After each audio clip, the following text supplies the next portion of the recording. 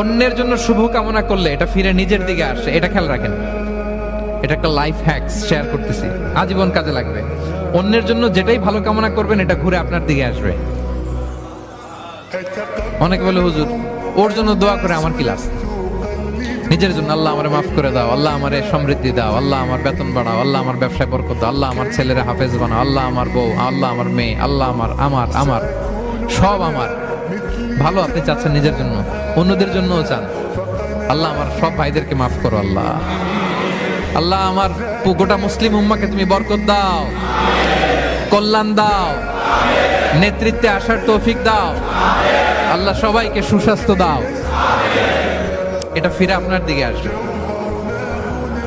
অন্যের জন্য শুভকামনা বহুগুণ বৃদ্ধি হয়ে নিজের দিকে রিটার্ন করে। বিষ্ণু সাল্লাল্লাহু এটাই বলেছেন, মা মিন আবদিন মুসলিমিন ইয়াদউ লিআখিহি বিযাহরিল গায়বি ইল্লা ক্বালা লাহুল মালাকু ওয়া লাকা বিমিসলিন। কেউ যদি তার ভাইয়ের অনুপস্থিতি তার ভাইয়ের জন্য দোয়া করে, ফেরেশতারা ওই দোয়াটা তার জন্য আগে আগে করে। তাহলে অন্যের জন্য শুভকামনা করলে, দোয়া করলে লাভ না লস?